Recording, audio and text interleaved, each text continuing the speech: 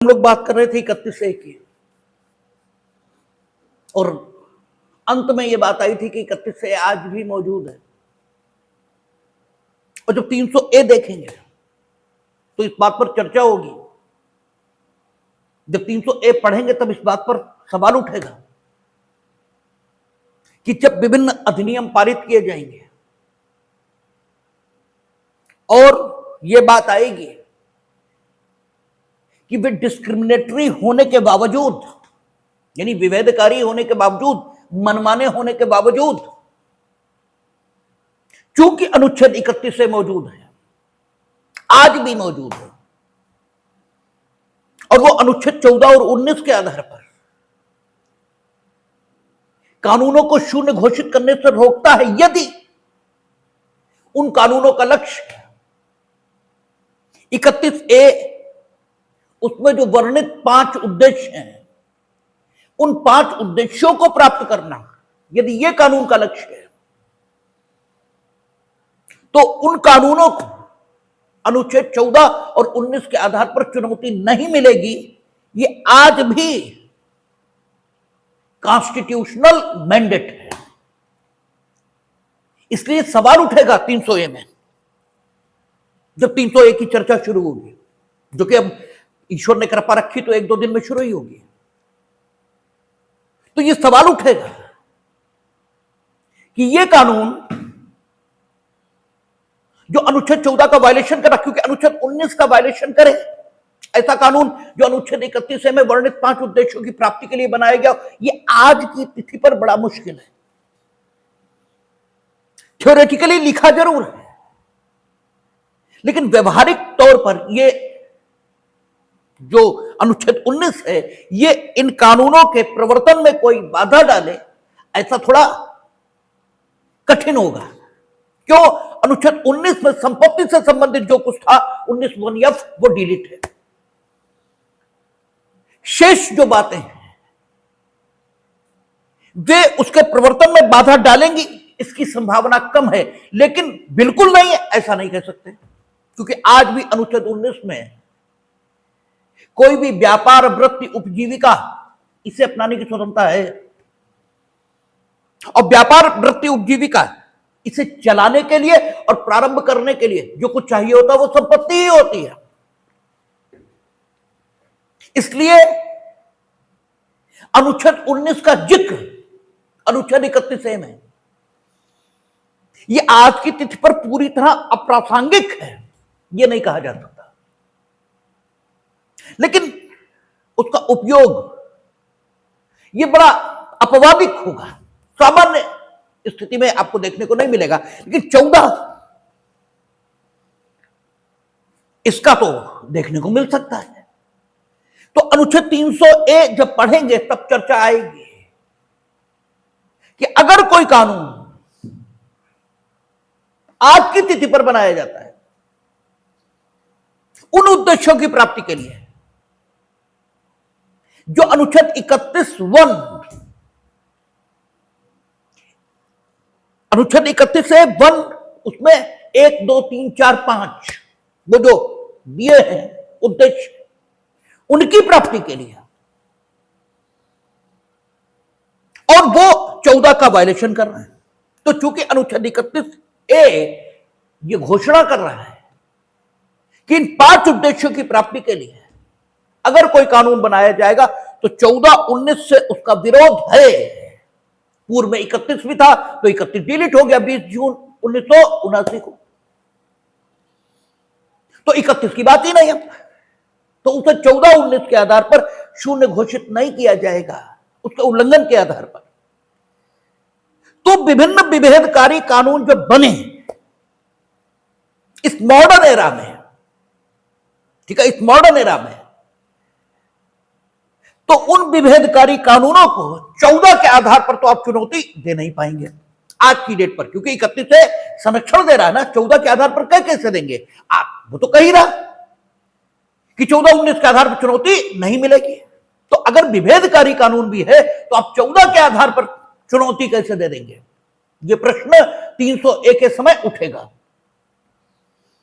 कि 14(1) के आधार पर चुनौती नहीं मिल सकती। और आज की डेट पर विभिन्न उच्च न्यायालय इंक्लूडिंग सुप्रीम कोर्ट वो ये कह रहे हैं नहीं, जो कानून है वो उन 5 उद्देश्यों की प्राप्ति के लिए बना जो 31A में वर्णित है, तो या उन 5 उद्देश्यों की प्राप्ति के लिए नहीं बल्कि किसी अन्य उद्देश्य की प्राप्ति के लिए बना है, तो स्थिति कुछ भी हो उसे विभेदकारी नहीं होना होगा। कानून विभेदकारी नहीं हो सकता। आज की डेट पर सुप्रीम कोर्ट और हाई कोर्ट का मैंडेट यह है, और ये लगातार हम आपसे बोलते हैं कि सुप्रीम कोर्ट हाई कोर्ट कभी भी अयुक्तिसंगत बात नहीं कहते।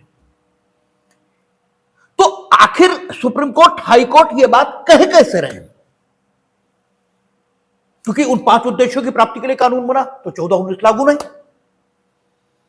और 14 कहता है कि कानून को विभेदकारी नहीं होना चाहिए, मनमाना नहीं होना चाहिए, युक्ति संगत होना चाहिए, लेकिन 14 तो लागू नहीं। उन 5 उद्देश्यों की प्राप्ति के लिए बने कानून के संबंध में, और सुप्रीम कोर्ट कह रहा, हाई कोर्ट कह रहा कि ना वो कुछ नहीं, वो 5 उद्देश्यों की प्राप्ति के लिए अपना कानून बनाया या किसी अन्य उद्देश्य के लिए बनाया, कानून को युक्ति संगत होना होगा। तो ये सुप्रीम कोर्ट कह कैसे रहा? क्योंकि सुप्रीम कोर्ट खुदा का घर है या वो खुदा है, ये तो कुछ बेवकूफ मान सकते हैं, बाकी कोई नहीं मानेगा। खुदा या खुदा के घर वो अनुच्छेद 142 में ही है, जहां स्वयं कॉन्स्टिट्यूशन ऑफ इंडिया उन्हें ताकत दे रहा है कि वो न्याय के लिए कुछ भी कर सकते हैं। वो ठीक है, लेकिन अनुच्छेद 142 की शक्ति का इस्तेमाल हर समय नहीं करोगे, आवश्यकता होगी तभी करोगे, और जब करोगे तो जिस पर्टिकुलर मामले में करोगे उसी पर्टिकुलर मामले में उसका उपयोग ठीक माना जाएगा। वो निर्णय पूर्व निर्णय की तरह लागू नहीं होगा। यह बात आपको कई बार बताई गई है। 142 इसकी ताकत का उपयोग करते हुए सुप्रीम कोर्ट जो कुछ डिसाइड करता है वो केस लॉ नहीं होता, वो सुप्रीम कोर्ट द्वारा घोषित विधि ऐसी कि पूरे देश पर लागू हो, नहीं, ऐसा नहीं होता। उसमें बाइंडिंग फोर्स नहीं होता, उसमें परसुएसिव फोर्स होता है, बाइंडिंग नहीं होता। ये आपको पहले बताया गया। तो वो खुदा हैं या खुदा के घर हैं, ये तो कोई भी आदमी नहीं मानेगा।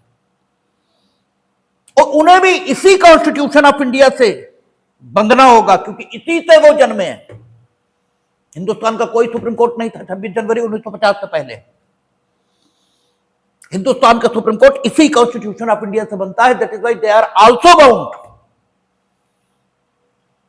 ठीक है, by the constitution of India. खाली लेजिस्लेचर और एग्जीक्यूटिव पर धौंस नहीं जमाओगे, ठीक है ना, ना खाली लेजिस्लेचर और एग्जीक्यूटिव के उनकी ड्यूटीज बताओगे, तुम भी उसी से बंधोगे। तो फिर जब 31A ये कह रहा है कि 5 उद्देश्यों की प्राप्ति के लिए बना कानून, उसे 14-19 के आधार पर चुनौती मिलेगी ही नहीं। तो फिर सवाल यह है कि अगर कोई कानून विभेदकारी बना भी है उन 5 उद्देश्यों की प्राप्ति के लिए, तो 14 तो लागू नहीं हो रहा है, तो विभेदकारी कानून को सरवाइव करना चाहिए, ठीक है ना, क्योंकि 5 उद्देश्यों की प्राप्ति के लिए बना ना। और कोर्ट कहता कि वो कुछ नहीं, 5 उद्देश्य के सहित उद्देश्य कोई हो, आप विभेदकारी कानून नहीं बनाएंगे। कैसे, क्यों? तो हमने आपसे पहले भी चर्चा की कि वर्तमान में उन्होंने जो नेचुरल लॉ थ्योरी है उसके आधार पर ऐसा कहना शुरू किया है, और यह कहा है कि कानून में युक्ति संगतता का स्रोत यह अनुच्छेद 14 ही नहीं है। कानून मतलब युक्ति संगत बात यही होता है, ठीक है। जैसे कंपनसेशन मतलब कंपनसेशन, ठीक है ना, हर शब्द का अपना निहित अर्थ है, हर शब्द का अपना अर्थ है। जहर उसे नहीं कहा जा सकता जो प्राण देने, जो जीवन देने लगे, जो प्राण लेगा उसी को जहर कहेंगे। जहर मतलब प्राण लेने वाला पदार्थ, अमृत मतलब जीवन देने वाला पदार्थ। ठीक है, तो कानून मतलब युक्ति संगत बात। उन्होंने कहा अनुच्छेद 14 न हो, और यही अप्रोच आपको देखने को मिलेगी जब हम लोग फंडामेंटल राइट्स पर आपातकाल की घोषणा का प्रभाव ये देखेंगे। ठीक यही अप्रोच देखने को मिलेगी। उन्होंने कहा कि अनुच्छेद 14 से युक्ति संगतता, जस्टिस बेग इसी प्रकार की बेवकूफी की बात करेंगे किसमें, एडीएम जबलपुर में, कि भारत में विधि का शासन अनुच्छेद 21 से आता है। जस्टिस बेग ये कहेंगे, और इसी बात पर जस्टिस बेग की वो आलोचना होगी जिसका कोई हिसाब नहीं। क्योंकि जस्टिस बेग क्या कहेंगे कि हिंदुस्तान में आप किसी की प्राण की स्वतंत्रता या दैहिक स्वतंत्रता विधि की प्रक्रिया से ही लेंगे। ये कहता कौन है, अनुच्छेद 21। और जस्टिस बेग ये कहेंगे कि चूंकि आपातकाल लागू है और अनुच्छेद 21 को सस्पेंड किया गया है, उसका प्रवर्तन रोक दिया गया है, इसलिए अगर किसी की प्राण की स्वतंत्रता या दैहिक स्वतंत्रता विधि की प्रक्रिया के बिना ले ली गई है तो इस समय वो कोई शिकायत नहीं कर सकता, क्योंकि अनुच्छेद 21 ही उसे इस शिकायत का हक देता है और वो सस्पेंड है। ये जस्टिस बेग की अप्रोच आएगी। ठीक है ना, यही अप्रोच होगी जस्टिस बेग की कि विधि की प्रक्रिया से आप किसी की प्राण की स्वतंत्रता और दैहिक स्वतंत्रता लेंगे। ये कहता कौन है, ये कहता तो अनुच्छेद 21 है, और अनुच्छेद 21 सस्पेंड है। तो विधि ना हो, उसकी प्रक्रिया ना हो, तो भी हमने आपकी स्वतंत्रता को बाधित कर दिया, तो इस समय आप क्या कर लेंगे हमारा, इस समय तो सस्पेंड है। This will be the approach of justice Beg, और ये बाद में जस्टिस बेग की आलोचना का कारण बनेगा। ये माना ही नहीं जा सकता कि एक वैध विधिक व्यवस्था में किसी को कानून के बिना जेल भेज दिया जाए और उस विधिक व्यवस्था को विधिक व्यवस्था कहा जाए। ये तो जंगल राज है, ये व्यवस्था कहां है। व्यवस्था का मतलब होता है कि according to principle, according to law, यही मतलब होता है। तो अनुच्छेद 21 इसकी गारंटी करता है। यह बात कुछ हद तक ठीक भी हो सकती, लेकिन अनुच्छेद 21 विधि शासन का एकमात्र स्रोत है हिंदुस्तान में, यह बात गलत है। विधि शासन का स्रोत हिंदुस्तान में इस देश की वैध विधिक व्यवस्था है। जब आप कहते हो कि हम कॉन्स्टिट्यूशनलिज्म यानी एक हमने वैध विधिक व्यवस्था की स्थापना की है, तो आप ये कैसे कह सकते हैं कि हम किसी को बिना कानून के ही जेल भेज देंगे। और चूंकि अनुच्छेद 21 सस्पेंड है, इसलिए वो कुछ कर ही नहीं सकता। चुनौती दी गई थी मीसा को और ये कहा गया था कि ये कानूनी नहीं है, गलत है ये, और अवैध ढंग से भेजा जा रहा है सबको जेल। तो जस्टिस बेग की ये अप्रोच दिखाई दी थी। और तो प्रधानमंत्री कौन था, लौह महिला श्रीमती इंदिरा गांधी। ठीक है ना, हम ऐसे ही थोड़ी कांग्रेस से नफरत सी करने लगे। ठीक है, और उसके बाद क्या हुआ था कि जस्टिस बेग को सीनियरिटी रूल का वायलेशन करके चीफ जस्टिस ऑफ इंडिया बनाया गया। तो क्या माना जाए साहब कि आपका परस्पर दुरभिसंधि, आपका परस्पर कल्यूजन नहीं था, ये क्यों मान लिया जाए, काहे माना जाए। आपने स्टेब्लिश सीनियरिटी रूल का वायलेशन किया और उसके बाद उन्हें चीफ जस्टिस ऑफ इंडिया बना दिया। तो ये किस्सा आगे है, आगे देखेंगे इसे, जब अनुच्छेद 32 पढ़ेंगे तब आएगा कि तब फंडामेंटल राइट्स पर क्या प्रभाव होता है आपात युद्ध घोषणा का, तो वो देखेंगे, आगे की बात है। फिलहाल प्रासंगिक हो रही थी इसलिए हमने चर्चा की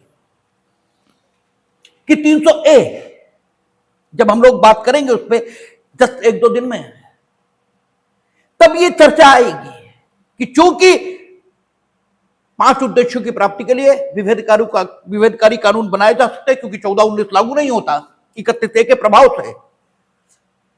और कोर्ट अब जो रुख अपनाएगा, मतलब जो मॉडर्न एरा में उसका रुख है, वो कहता ना, क्योंकि वो कहेंगे कि 14 एकमात्र स्रोत नहीं है। जैसे वो कहना ना, विधि शासन ये 21 के द्वारा घोषित है, इसका स्रोत कहां है? कॉन्स्टिट्यूशनलिज्म में। आप कहते हैं ये विधिक व्यवस्था है, हम विधिक व्यवस्था में जी रहे हैं, तो स्रोत विधिक व्यवस्था में है, ना कि अनुच्छेद 21 में है। ऐसे कानून की युक्ति संगतता का स्रोत 14 में नहीं है, 14 से वो घोषित है, ठीक है ना, 14 से वो घोषित है। 14 हटा दीजिए तो भी वो युक्ति संगति रहेगा, ठीक है। जैसे मानव की मानवता का स्रोत उसे मानव कहने में नहीं है, ठीक है, बल्कि जिसमें मानवता होगी उसे मानव कहा जाएगा। आप मानव को दानव कहो तो दानव थोड़ी हो जाएगा वो। व्यक्ति की युक्ति संगतता या व्यक्ति के या किसी भी वस्तु के, किसी भी विचार के जो गुण है या उसका जो प्रकृति है, उसका जो स्वभाव है, वो उसमें ही अंतर्निहित है, किसी बाह्य तत्व से आरोपित नहीं होता वो स्वभाव, ठीक है ना। तो ये आएगा कि कानून मतलब युक्ति संगत, ये अप्रोच डेवलप होगी, ठीक है। लेकिन आपको ये मालूम होना चाहिए कि 31 से आज भी मौजूद है, और ये अप्रोच अपनाने की जरूरत कि कानून युक्ति संगत होना चाहिए, ये थोड़ा रेयर पड़ती है। और 14 आज भी मौजूद है, और 14 आज भी मौजूद, हम करें 31A आज भी मौजूद है, और 14-19 के प्रवर्तन से बचाता है। लेकिन 5 स्पेसिफिक उद्देश्यों से बनाए जाने वाले कानूनों को, और आपको मालूम है कि 31A के साथ ही 31B ये भी जोड़ी गई थी फर्स्ट अमेंडमेंट से, ठीक है ना। फर्स्ट अमेंडमेंट से 31A आया। 31A फर्स्ट अमेंडमेंट से जो लाए थे जमींदारी एबॉलिशन के लिए लाए थे, फिर लगा कि जमींदारी एबॉलिशन से काम सिर्फ जमींदारी एबॉलिशन से नहीं चलेगा, 4th अमेंडमेंट किया, उसमें मारक क्षमता 31A की बढ़ाई, फिर 17वां संविधान संशोधन किया, उससे 31A सबसेक्शन 2 में 2 और 3 और जोड़े कि रैयतवाड़ी से संबंधित जो भूमि है, ठीक है, उसके संबंध में भी 31 लागू होगा, और साथ ही साथ गांव में जो खाली भूमि है या जो ग्रामीण कारीगरों और ग्रामीण शिल्पी इनके आवास आदि की व्यवस्था करने के लिए भूमि ली जाएगी, उस पर भी 31 लागू होगा। और इस 17वें संविधान संशोधन को आपको पता है सज्जन सिंह और गोलकनाथ में चुनौती मिलेगी और मिली थी।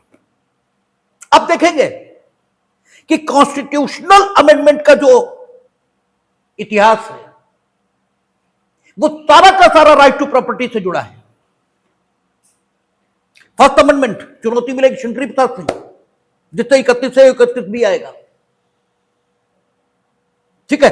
सज्जन सिंह चुनौती मिलेगी 17वें संविधान संशोधन को, गोलकनाथ फिर चुनौती मिलेगी 17वें संविधान संशोधन को, केशवानंद भारती वो जब 31C जोड़ेंगे 25th अमेंडमेंट से, ठीक है ना, जब 31C जोड़ेंगे तब चुनौती मिलेगी केशवानंद भारती में, ठीक है। उसके बाद जब 31C में आपातकाल में मेजर अमेंडमेंट करेंगे तब 42वां संविधान संशोधन, उसे चुनौती मिलेगी मिनर्वा मिल में, और फिर 31B में जो आपने अधिनियम शामिल कर दिए उनकी वैधता, इसका सवाल उठेगा, तब आएगा बामन राव, ठीक है, तो बामन राव में चुनौती मिलेगी। उसके बाद आपका वामन राव के बाद IR कहलो वर्सेस स्टेट ऑफ तमिलनाडु, जो अभी का मसला है 99-2000 का, वो भी 31B से संबंधित। तो आप देखेंगे कि देश के कॉन्स्टिट्यूशनल हिस्ट्री में, देश के संवैधानिक इतिहास में जबरदस्त रोल प्ले किया है संपत्ति के अधिकार में। और कॉन्स्टिट्यूशनल अमेंडमेंट का तो पूरा इतिहास ही इसी से संबंधित है। और जब आपके दिमाग में पिक्चर एकदम क्लियर होती है तो कुछ याद करने की जरूरत नहीं होती, सब ऐसे याद रहता है। जब पिक्चर ही क्लियर नहीं तब फिर क्या है, तब तो फिर लिए घूमो।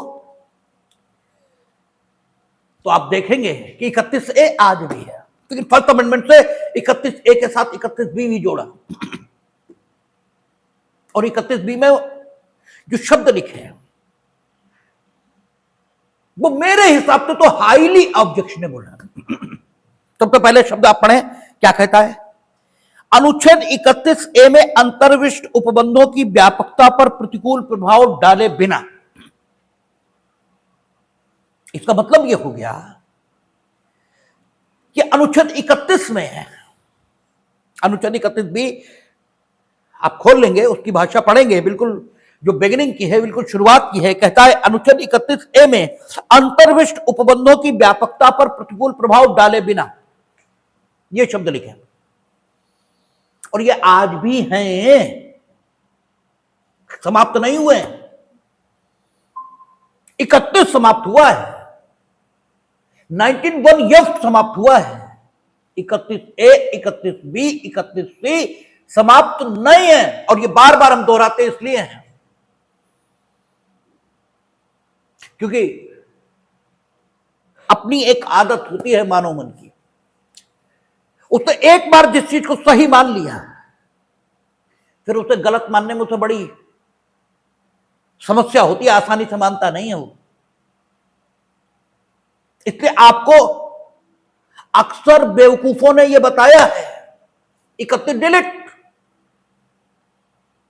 और उन्होंने इस बात को, ये सही है बात 31 डिलीट, लेकिन इस बात को इस भाव में बताया है मानो 31 डिलीट के साथ 31 से संबंधित सभी चीजें डिलीट, यानी 31A, 31B, 31C भी डिलीट, इस भाव के साथ बताया है। और यही इंप्रेशन है आपके दिमागों पे, इसलिए बार बार हम दोहराते कि ये आज भी है, इस बात को ध्यान रखेंगे। देखें 31B क्या, और ये कब जोड़ दिया? 1951, 1951, और ऐसा चला आ रहा है।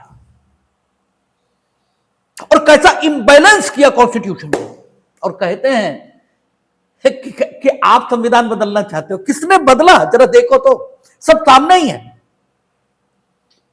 किसने बदला? और आपने जो किया उसे अनकिया करने के लिए क्या क्या करना पड़ा है, यही तो कॉन्स्टिट्यूशनल हिस्ट्री है। आपने लिखा कि अनुच्छेद 31A में अंतर्विष्ट उपबंधों की व्यापकता पर प्रतिकूल प्रभाव डाले बिना। इसका मतलब अनुच्छेद 31A में जो लिखा है उसके अतिरिक्त है अनुच्छेद 31B, उसके अतिरिक्त है, यानी 31A भी है, वहां जो लिखा है वो तो लागू होगा ही होगा, उसके उपबंधों की व्यापकता पर प्रतिकूल प्रभाव डाले बिना, ठीक है ना? तो उसके उपबंधों की व्यापकता पर प्रतिकूल प्रभाव डाले बिना, इन शब्दों का अर्थ हो गया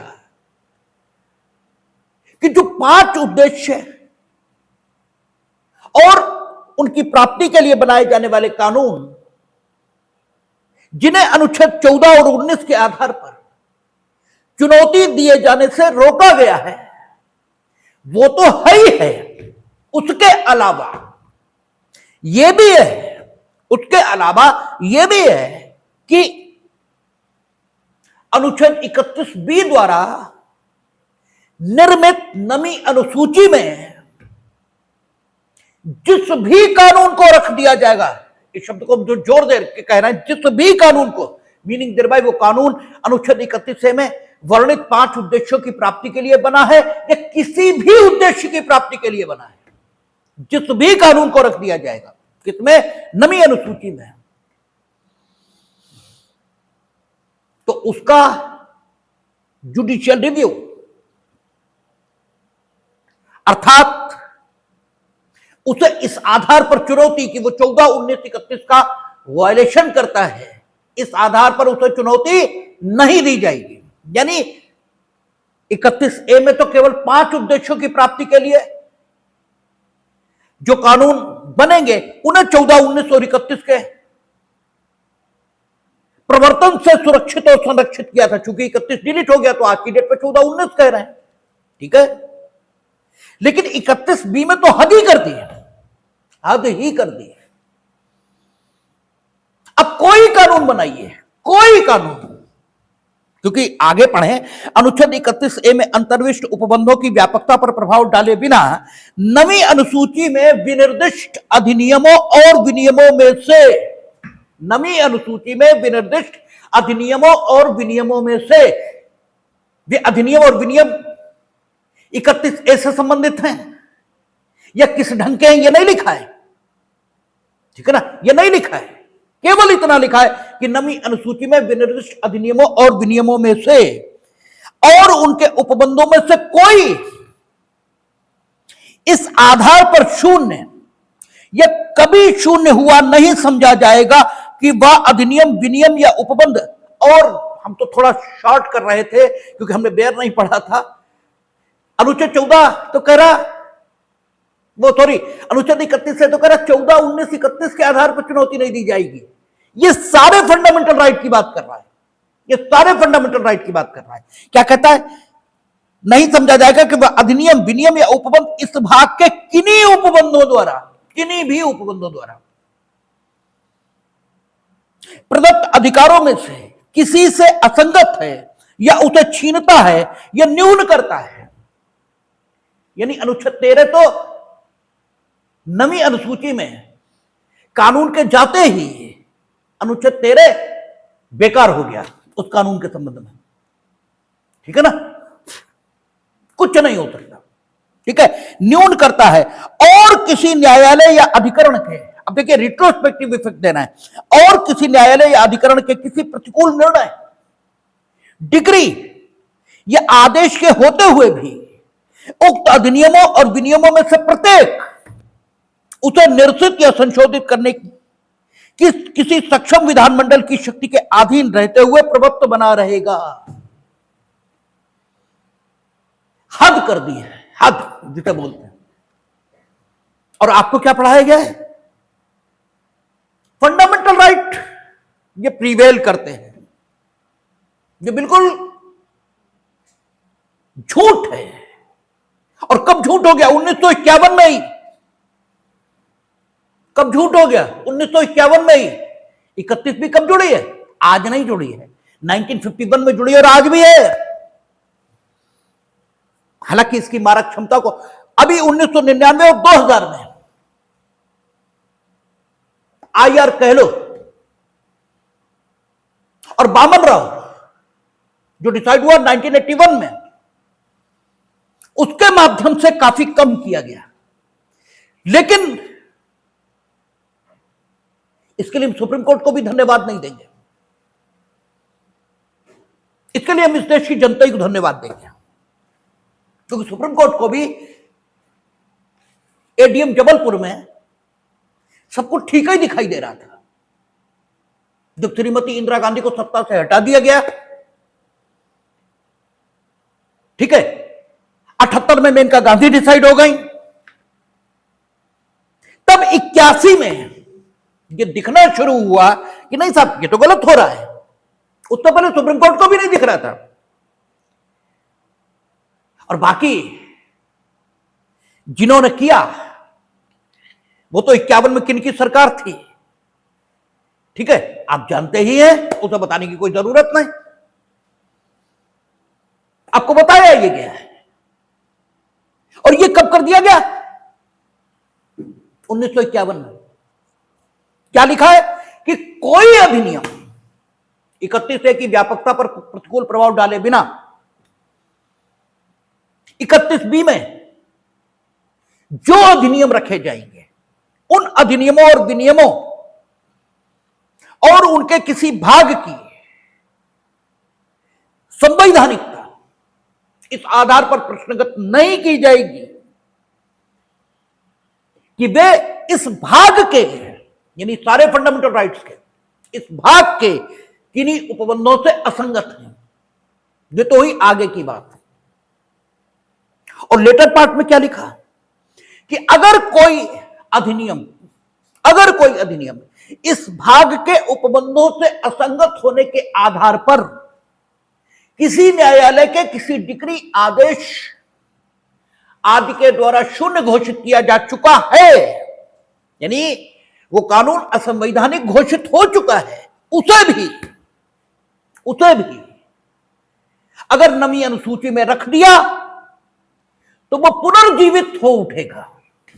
यानी जो आप बताते हो ना कि अदालत इसका आदेश नहीं मान रहे, इसके अदालत के आदेश को तो आपने उठा के कूड़े की ढेर में फेंक दिया, ठीक है ना। 31B जोड़कर आपने क्या कहा कि भले ही शून्य घोषित कर चुका है न्यायालय, फिर भी अगर उठाकर इसे 31B में रख दिया जाएगा तो ये पुनरुज्जीवित हो उठेगा, ठीक है ना। इस आधार पर उसे शून्य नहीं समझा जाएगा कि अदालत की डिग्री और आदेश ने उसे इस भाग के उपबंधों से असंगत होने के कारण से शून्य घोषित किया हुआ, यह बात ही लागू नहीं होगी। और सक्षम विधायिका को, यानी वो कानून जिस विधायिका ने अधिनियमित किया होगा, उसे उस कानून में संशोधन की शक्ति यह भी प्राप्त रहेगी। उसने कहा ना, ये उक्त अधिनियमों और विनियमों में से प्रत्येक उसे निरसित, लास्ट लाइन्स देखेंगे, उक्त अधिनियमों और विनियमों में से प्रत्येक उसे निरसित या संशोधित करने की किसी सक्षम विधानमंडल की शक्ति के अधीन रहते हुए प्रवर्तक बना रहेगा, यह लिखा है। यानी उसमें संशोधन भी कर सकेंगे सक्षम विधानमंडल, ठीक है ना। जिस डेट में आपने उसे नवी अनुसूची में रखा, बस उसी डेट से वो फिर से प्रवर्तन में आ गया, यानी फिर से जीवित हो उठा। भले ही किसी भी न्यायालय ने उसे इस अध्याय के उपबंधों से असंगत होने के आधार पर शून्य घोषित कर रखा। अब जरा बताइए कितना कॉन्स्टिट्यूशनल लॉ आपने ठीक पढ़ा है, अब बताइए। और ये कब हो गया? 1951 में। और 1971 आते आते 31C भी आ जाएगा। अभी तो 31B ही है, 1971 आते आते 31C भी आएगा। और उसमें तो डायरेक्टली उठा करके प्रीवेल करना शुरू कर देगा। क्या? Directive principle of the state policy, वो डायरेक्टली प्रीवेल करेंगे। और आपको बताया जाता है, और फिर 1975 में आपातकाल में जब 42nd अमेंडमेंट आएगा, तब 31C परिवर्तित होगा और सारे डायरेक्टिव प्रिंसिपल, सारे फंडामेंटल राइट पर प्रीवेल करने लगेंगे, सारे। फिर उसकी, ठीक है, सारी चीजें होंगी धीमे धीमे। नहीं, 1975, हां, आपातकाल में, हाँ ठीक है, उसको मिनर्वा बिल में चुनौती मिली थी, ठीक है। आपातकाल में 31C में परिवर्तन होगा और 31C को चुनौती मिलेगी केशवानंद भारती में, ठीक है ना, जो 31C 25th अमेंडमेंट से जोड़ा जाएगा। तो सारी चीजें आप देखेंगे। और फिर जरा देखिए कि कौन कर रहा है, ये कौन कर रहा है। अच्छा, कॉन्स्टिट्यूशन ऑफ इंडिया में आपके काम की चीज क्या है? आपके काम की चीज तो फंडामेंटल राइट ही है। आपके प्रत्यक्ष काम की चीज फंडामेंटल राइट है, ठीक है ना। डेमोक्रेटिक सेटअप ये है आपका, आपके काम का। लेकिन आपके सबसे ज्यादा, जैसे कहते ना, लाइफ सेविंग ड्रग, ठीक है ना, जो दवाएं हैं उनमें भी कैटेगराइजेशन है। एक होती लाइफ सेविंग ड्रग, तो आपके लिए जो लाइफ सेविंग ड्रग है वो क्या है? वो तो फंडामेंटल राइट है। ठीक है, और फंडामेंटल राइट किसने छीना, और वो भी कब, 1951 में। वो किसने छीना? कौन संविधान को बदल रहा है? किसने संविधान को बदलने का प्रयास किया है? झूठ बोलते हो। ठीक है, कोई हम जब पैदा हुए तो कांग्रेस के विरोधी थोड़े थे, क्योंकि हमें वहां मालूम ही नहीं था कि कांग्रेस है, कोई पार्टी है कोई, हमें क्या मालूम, हम तो पैदा ही हुए। जब तक कानून नहीं पढ़ा तब तक भी विरोधी नहीं हुए। ठीक है, कानून पढ़ लिया तो भी नहीं हुए, क्योंकि कानून जो पढ़ा था एलएलबी में तो कुछ पढ़ा ही नहीं था। ठीक है, तब तो कुछ पढ़ा ही नहीं, उतना ही पढ़ा जितना, उससे भी कम पढ़ा जितना आपने पढ़ा, उससे भी कम पढ़ा। क्योंकि हम तो खुद ही कहते हैं कि हम एलएलबी पास हैं, ये इस बात का सबूत है, इस बात का प्रमाण है कि कॉपी ठीक चेक नहीं होती, नहीं तो हम पास नहीं होते।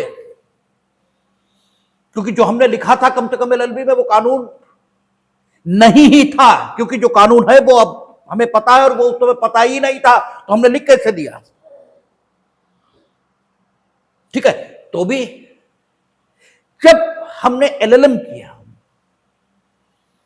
और ये लगा कि फेल हो जाएंगे अगर नहीं पढ़े, आज तो एलएलएम में भी वो बात नहीं बची। जब हमने किया, आज हमारी उम्र 50-55 साल है, तो जो हमने एलएलएम किया उस समय पास नहीं हो सकते थे आप अगर आपने पढ़ा नहीं। तो पहली बार पढ़ना शुरू किया और वहीं से नफरत पैदा होनी शुरू हो गई। आपने ये किया है और ये आज भी है, आज भी है। भले ही आज युग बदल गया तो विभिन्न जुडिशियल प्रोनाउंसमेंट से इसकी प्रभावकारिता बहुत कम ले आए, लेकिन ये आज भी है। इसलिए आपकी ये बात कितनी ठीक है ये आप खुद मूल्यांकन करें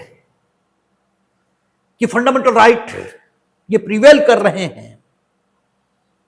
ठीक है, ये बात कितनी सच है। और केशवानंद भारती से पूर्व, बल्कि यूं कहें बामन राव से पूर्व, अभी 31B पर जब हम चर्चा शुरू करेंगे तो बात देखेंगे, बामन राव से पूर्व तो फंडामेंटल राइट दो कौड़ी के हो गए थे। बामन राव से पूर्व, बामन राव के बाद तब भी कुछ मामला सुधरा है, लेकिन बामन राव से पूर्व तो फंडामेंटल राइट टोटल एग्जीक्यूटिव की दया पर आ गए थे। क्योंकि हमने आपको बताया कि एग्जीक्यूटिव हमेशा लेजिस्लेचर में बहुमत में है, एग्जीक्यूटिव जो चाहेगी पास करा ही लेगी। हाँ, ये ठीक है कि कॉन्स्टिट्यूशनल अमेंडमेंट के लिए स्पेशल मेजॉरिटी चाहिए, लेकिन अगर एग्जीक्यूटिव अपनी पर डट जाती है तो स्पेशल मेजॉरिटी अरेंज ही कर लेती है। और आज तो स्पेशल मेजॉरिटी अरेंज करना थोड़ा कठिन है एग्जीक्यूटिव के लिए। सोचिए 1971 जब डंका बज रहा था कांग्रेस का, जब डंका बज रहा था, जब देव और देवताओं की तरह उनकी पूजा हो रही थी, उस 1971 के जमाने में कॉन्स्टिट्यूशनल अमेंडमेंट के लिए आवश्यक जो मेजॉरिटी है वो अरेंज कर लेना एग्जीक्यूटिव के लिए 2 मिनट का खेल था। 2 मिनट का, जिस कानून को चाहो उसे उठाओ 31B में रख दो। ठीक है ना, 31B गलत कह रहे हैं, उसे उठाओ नवी अनुसूची में रख दो जो 31B से निर्मित हुई। जिस कानून को चाहो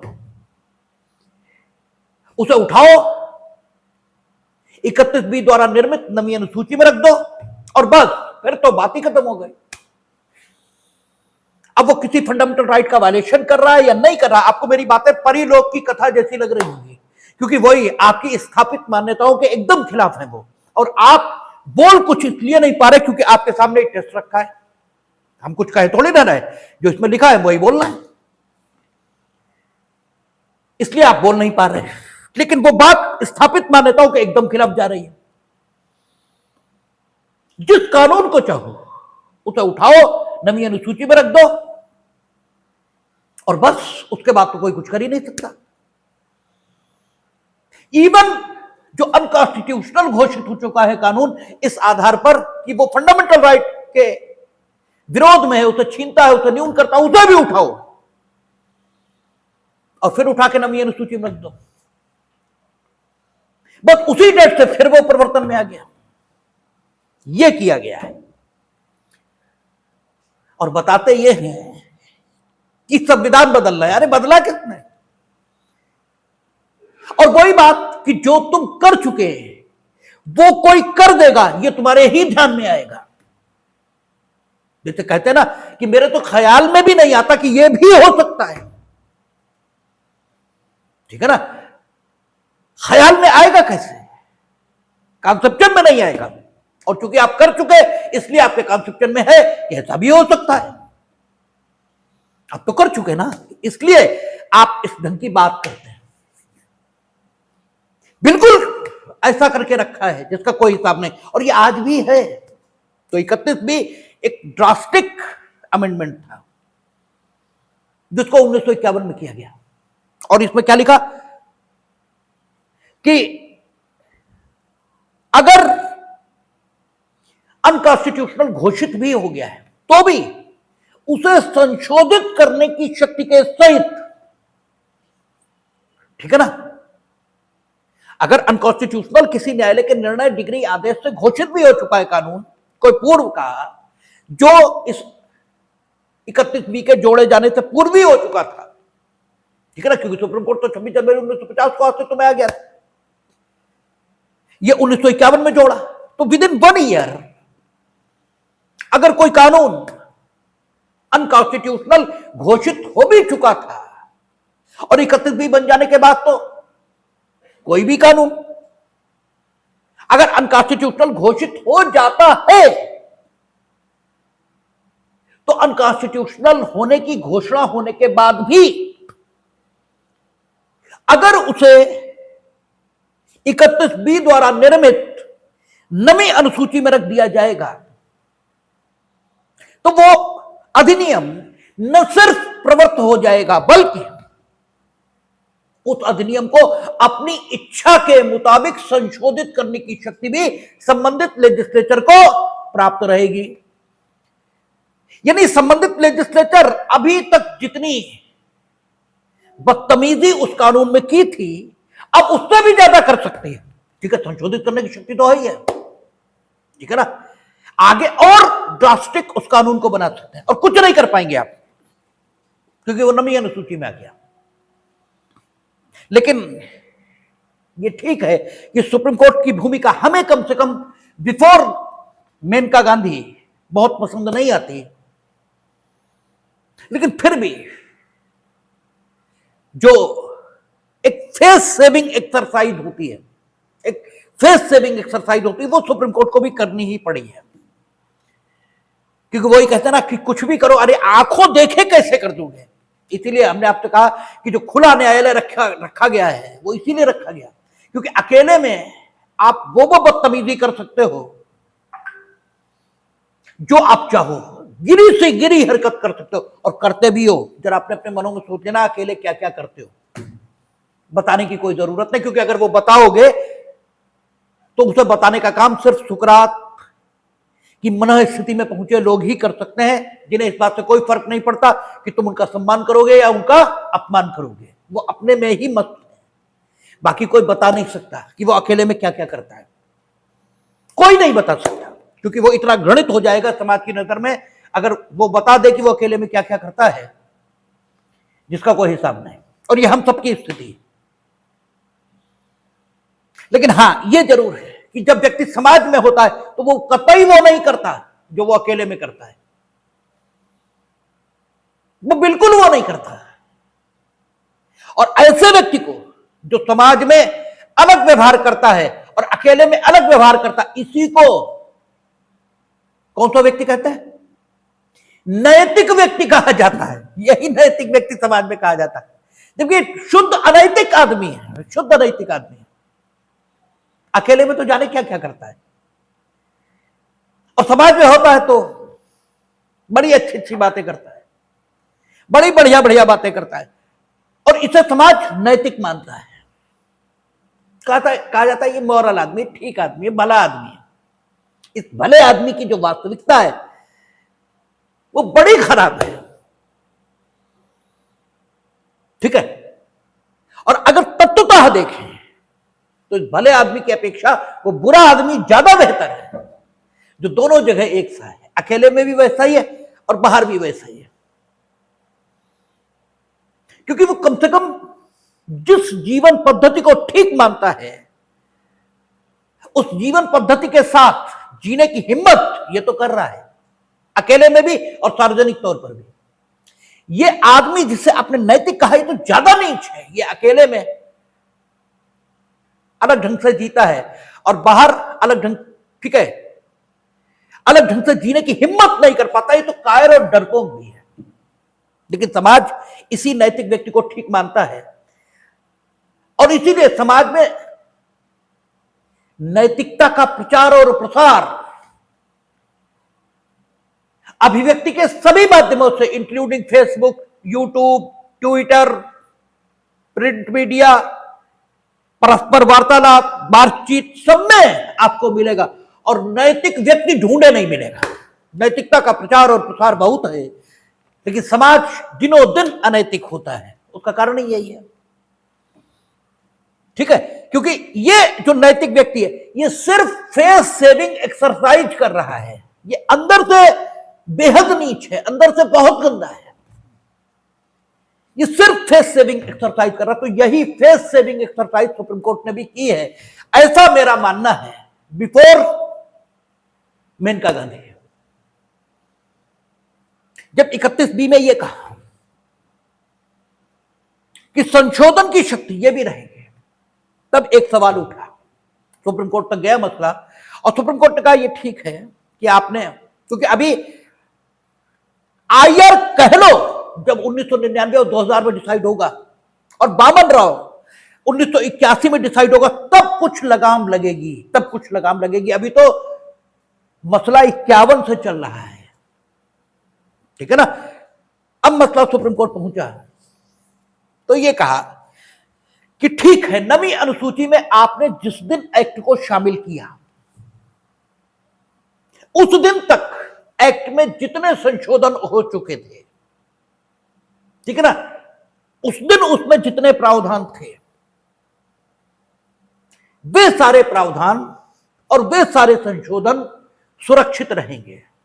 यानी आपने आज शामिल किया, ठीक है ना, नवी अनुसूची में किसी एक्ट को, ठीक, तो आज तक एक्ट जिस रूप में है, ठीक है, वो मूल स्वरूप में या जितने संशोधन उसमें हो चुके वे सब सुरक्षित हो गए।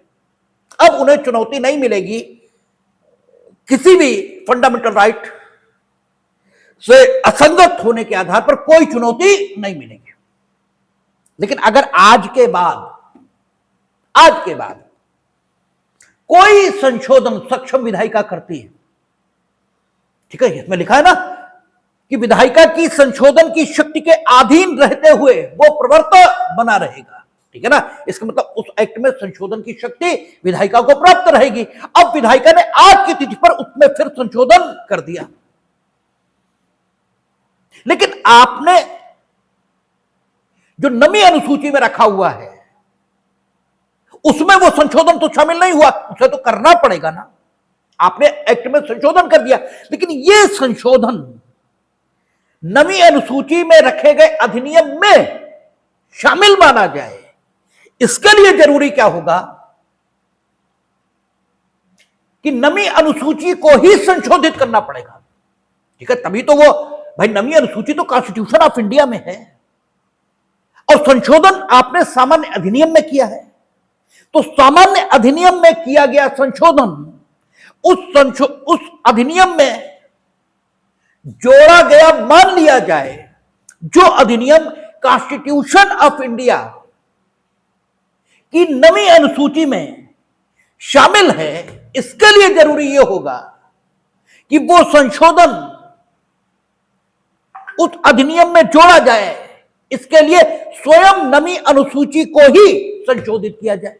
जब तक आप नवी अनुसूची, ठीक है, संशोधित नहीं करोगे तो माना तो यह जाएगा, मानो एक लोहे की दीवार खड़ी है और एक चीज लोहे की दीवार के अंदर है और दूसरी चीज लोहे की दीवार के बाहर है, और आप जो लोहे की दीवार के बाहर है उसे लोहे की दीवार के अंदर जो है उसमें जोड़ना चाहते हैं, तो पहले लोहे की दीवार ये तो हटानी पड़ेगी।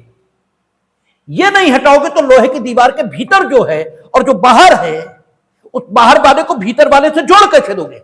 भाई नवी अनुसूची है ना, नवी अनुसूची के अंदर एक एक्ट रखा है, उसमें आपने संशोधन कर दिया, तो संशोधन तो नवी अनुसूची के बाहर है। अब नवी अनुसूची के अंदर जो कुछ है उसमें अगर ये बाहर वाला आपको जोड़ना है तो नवी अनुसूची को भी तो संशोधित करना पड़ेगा।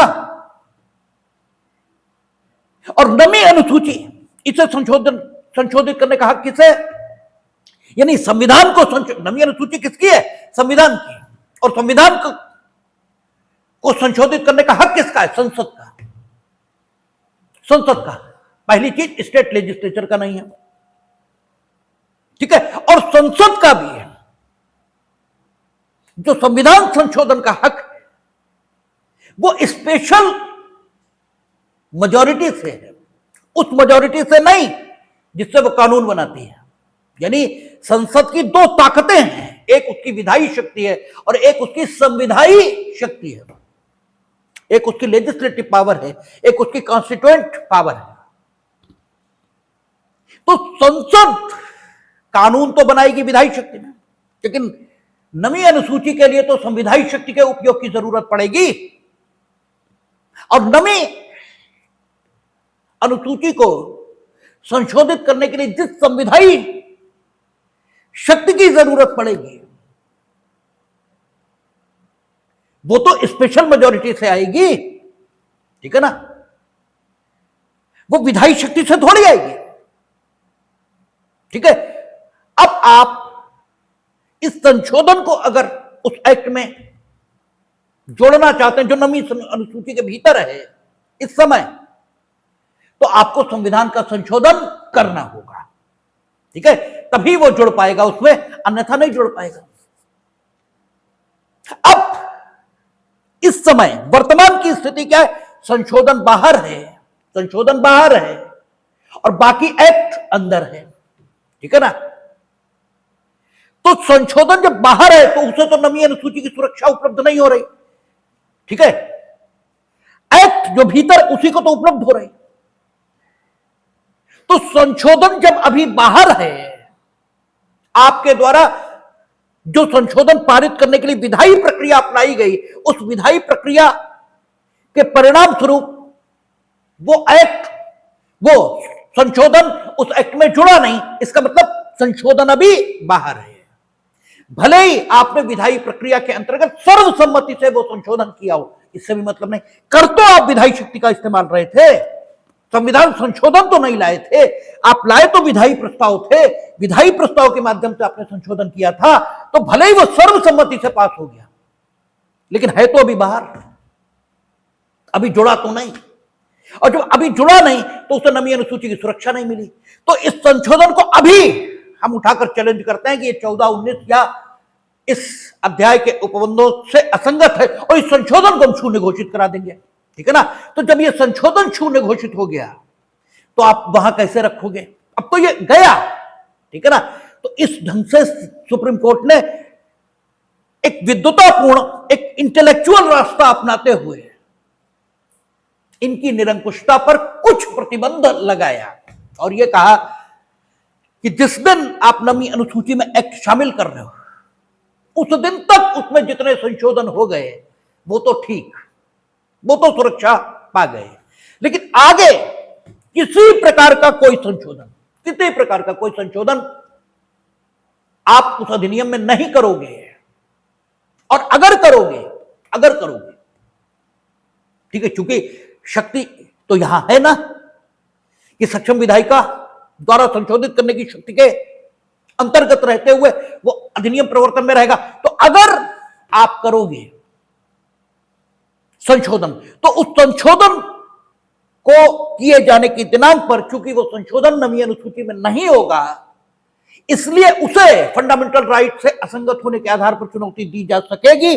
और अगर वो फंडामेंटल राइट से असंगत माना गया तो वो शून्य घोषित हो जाएगा, ठीक है ना।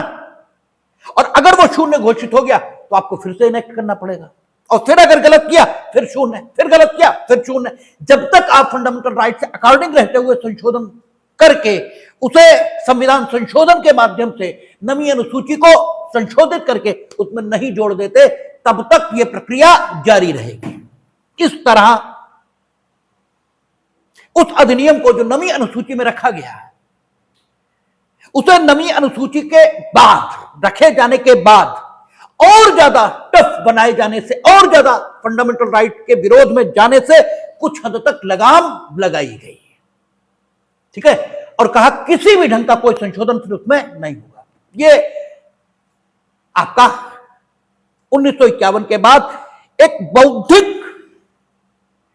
एक्सरसाइज से, एक बौद्धिक प्रक्रिया से यह लगाम स्थापित की गई, लेकिन यह लगाम बहुत कारगर नहीं हुई, ठीक है। अभी भी उनके पास हक तो था ही, और अस्थाई क्यों है, ठीक है, कि नवीं अनुसूची में जिसको चाहे रख दें और फिर आप चुनौती दे ही नहीं सकते। और आप देखें 31A में तो सिर्फ 5 उद्देश्य उनकी प्राप्ति के लिए, चलो वो तो हम कुछ हद तक ठीक भी मान सकते हैं, 5।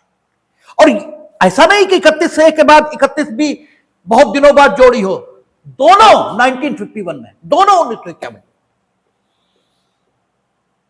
तो चलो वो तो हम कुछ हद तक ठीक भी मान लें कि आप भाई जमींदारी विनाश करना चाहते थे, भूमि सुधार करना चाहते थे, बड़ा आप देश में और देश की जनता का भला चाहते थे, ये तो मान भी लें एक बार कि बड़ा आप साहब बड़ा लोकतांत्रिक और बड़ा ठीक व्यक्ति थे। लेकिन 31B की जरूरत क्या है? और ये भी तो 1951 में आई, और ये भी तो आप ही लाए। इसका क्या मतलब है? इसका मतलब पहले दिन से आप फंडामेंटल राइट क्रश कर देना चाहते हो। तो हिंदुस्तान की जनता को जो कुछ मिला भारत के संविधान से, उसमें सबसे पहली चीज फंडामेंटल राइट की आधिकारिक घोषणा है। हमने ये नहीं कहा कि फंडामेंटल राइट मिले, नो, वो तो हम जन्म से लेकर आए, वो आधिकारिक घोषणा ही है। उनका जो स्तर है वो लाइफ सेविंग ड्रग का है, वही तो मिला, और वही आपने 1951 में छीन लिया प्रकारांतर से। आपने लिख दिया कि जो अधिनियम चाहो, जो चाहो वो उठा करके नवीं अनुसूची में रख दो, और नवीं अनुसूची में रखते ही इस भाग के किसी भी उपबंध के विरोध में वो जा रहा है, कोई मतलब नहीं, कोई मतलब नहीं। इवन अनकॉन्स्टिट्यूशनल भी घोषित हो चुका है, फिर भी उठा के उसे नवीं अनुसूची में रख दो, कोई मतलब नहीं बचा। और ये स्थिति कंटिन्यू रही है कब तक? जब तक केशवानंद भारती नहीं, वामन राव डिसाइड नहीं हुआ, ठीक है। जब तक वामन राव डिसाइड नहीं हुआ, ये स्थिति कब तक चली? वामन राव तक। और वामन राव कब डिसाइड हुआ? 1980 नहीं, 80 नहीं, 81 होगा, 1981। गूगल पर डाल लीजिएगा, संभवतः 90% 81 है। मिनर्वा मिल चुके 80 में, उसके बाद ही होगा 81 तक यही स्थिति चली। और 31B आज भी है, नवीं अनुसूची आज भी है। लेकिन आज 31B और नवीं अनुसूची का क्या मतलब लिया जाएगा, इसके लिए IR कह लो वर्सेस स्टेट ऑफ तमिलनाडु, जो 1999 में डिसाइड हुआ। 99 या 2000 है, देख लीजिएगा। वहां पर आकर के आज जो स्थिति है नवीं अनुसूची और 31B की, वो पता लगेगा। तो यात्रा आगे कैसे बढ़ी, वामन राव तक कैसे आया मसला, और वामन राव में क्या कहा और IR कहलो में क्या कहा, इस पर बात कल करेंगे। देखिए।